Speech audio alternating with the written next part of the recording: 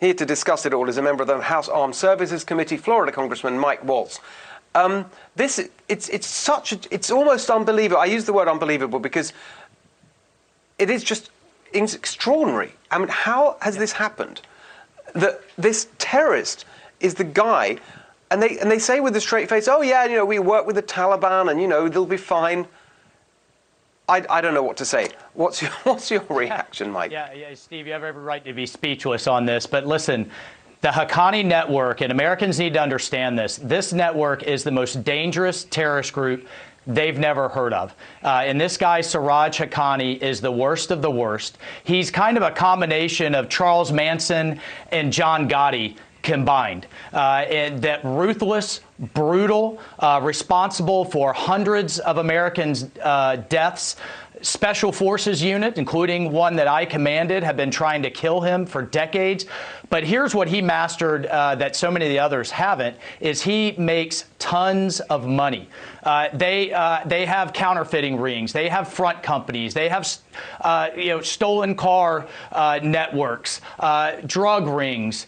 And, you know, on the one hand, they are the money and the muscle behind the Taliban. He's the number 2 in the Taliban. But his father was Osama bin Laden's mentor and really wrote the guidebook for international terrorism. That's who we're dealing with. And now he has an international airport in Kabul airport to fly anybody, any terrorist, any suicide bomber, anywhere he wants. He's got the powers of the state and the security services as an interior minister. They've got a central bank. Some governments are talking about unfreezing billions in assets. And he's got an army's worth of American equipment, billions of dollars with, at his disposal. Yeah. This is a nightmare, Steve, of which I don't think we fully understand the ramifications of it. And he just said he's building a fountainhead of jihad, and he's doing it in the middle of nuclear-armed states. What could go wrong?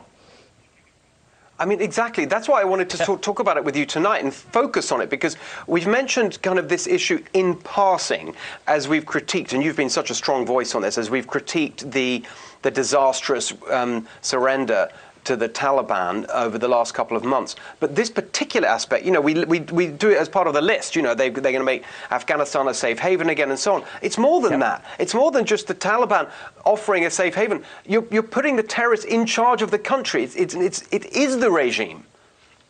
Well, no, that's absolutely right. And this cancer is going to spread. It's not just going to stay there. And I fear, you know, General Milley testified that it could descend into a civil war with these other ethnic groups that they have historically brutalized. I think, you know, once you see this terror spread into India, Pakistan is behind a lot of it. This could devolve into a regional proxy war with nukes at play. That's how dangerous this is. And meanwhile, you know, you have Biden selling us this fiction. Well, we do counterterrorism in in Somalia and in Syria. We don't have any bases there. We don't have any local allies. And, you know, we're not dealing with terrorists in charge of an entire state. That's what we're dealing with now in Afghanistan.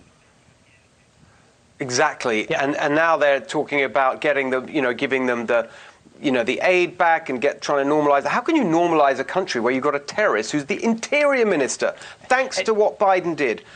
It's unbelievable. Steve, I'm sorry, we have to leave it there. And by the way, they're serial hostage takers, and they're holding a hostage right now. Oh, my gosh. I think we better come back on and tell us more about that. Mike Waltz, great to see you. Thank you so much.